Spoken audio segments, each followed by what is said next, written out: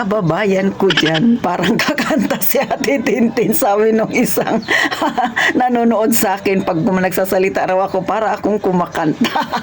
Ay, ganun talaga, may punto-punto.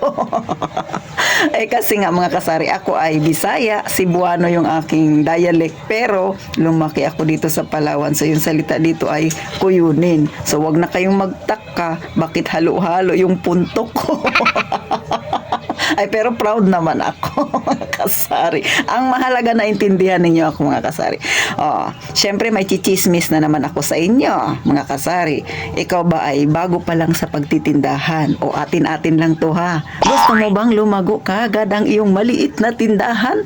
Abay, mag-subscribe ka na sa akin kung gusto mo yung ganyang usapan na yan. At syempre sa mga datihang nagtitindahan, refresh mo na tayo, mga sisi. Baka medyo tinatamad-tamad na dyan yung iba dahil maraming bayarin. Pues, ito yung panahon, magsipag-sipag ka na.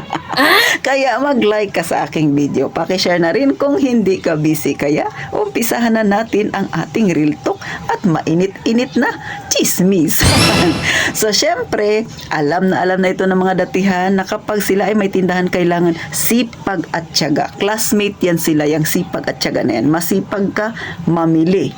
Matyaga ka, magripak. Kasi number 1 yan ang kailangan mo. Kung ang lugar ninyo dyan ay kagaya dito sa amin, na yung mga tao mahilig bumili ng tingi, magsipag ka magripak. Sa totoo lang, nakakapagod magripak, mga kasari. Ripak ka ng mantika, tag-5, tag-10. Ripak ka ng paminta, buo, durog, crack, at saka yung dahon na laurel, yan. Bumili ka ng tigkakalahating kilo niyan. Ripakin mo yan. Sabihin ko sa'yo, nakakapagod mag-upo, maghapon, mag-ripak ka. Tag-piso pa naman yung bintahan dito sa amin.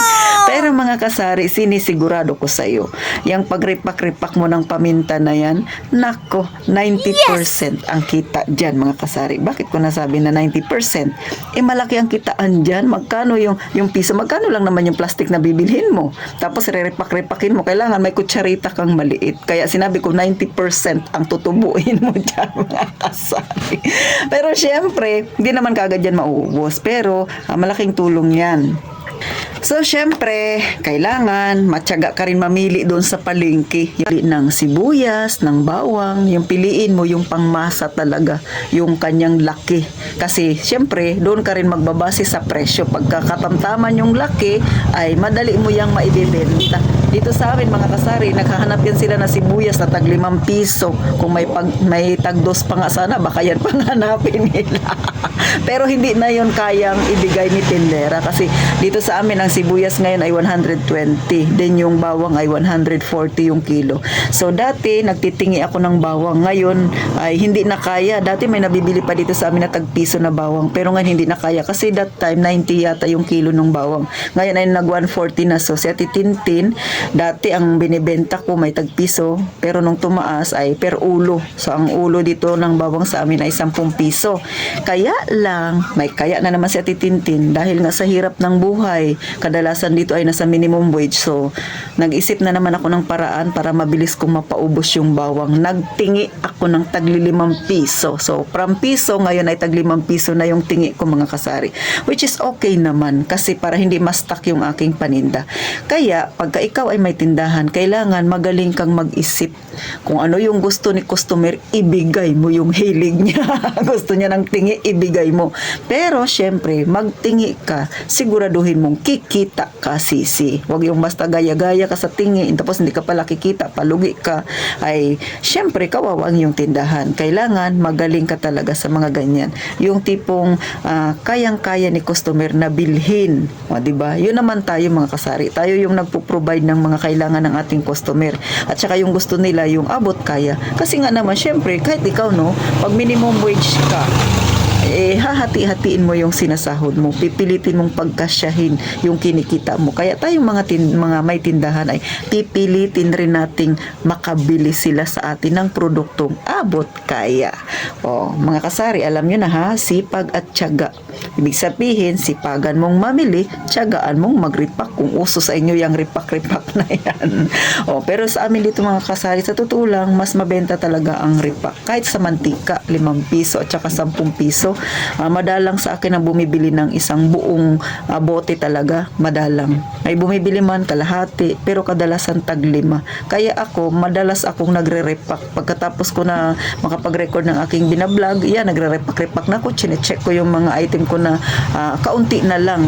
Kaya magre-repack ako ng medyo marami-rami mga kasari. So yan ang trabaho ni Ate Tintin sa buong maghapon. Hindi lang basta nakaupo ka dyan, mag-aantay ka ng customer. Isipin mo rin, iikot mo yung mata mo, ano ba yung pwede mong gawin sa yung paninda para mabilis siya na mapaubos mo. So ganyan ang isang may tindahan. Next, syempre, kailangan tingnan mo rin yung mga paninda mo na fast moving. Tingnan mo yung mga slow moving. Pag slow moving, gumawa ka ng paraan para maging fast moving siya. Gaya nga nasabi ko sa inyo, dati mabilis yung aking bawang kasi nga tag piso-piso. Pero nung nagbuo na ako per buo bawang na talaga yung per ulo ng bawang yung binibenta ko, nag-slow moving siya. Kaya naisip ko mag-repack-repack ng tag 5 piso. So ngayon, medyo okay na siya. Kaya tayong mga may tindahan, magaling tayo mag-imbento. Para kumita tayo. May natutunan ka ba, Sisi? Sana sa mga baguhan pa lang sa pagtitindahan ay makakuha kayo ng idea. Mga simpleng tips lang yan na titintin. Sa mga datihan ng mga may tindahan, alam na nila yan. Pero syempre, refresh tayo mga Sisi. So hanggang dito na lang si Titintin. Sana kahit papano nakatulong ako sa inyo, especially sa mga wala pang tindahan na gusto ring magkatindahan. Ito talaga ang tunay na tindahang pangmasa ang trabaho nating mag-repack-repack. So hanggang dito na lang, gaya nga ng palagi kong sinasabi, mag-iingat tayong palagi, mga kasari.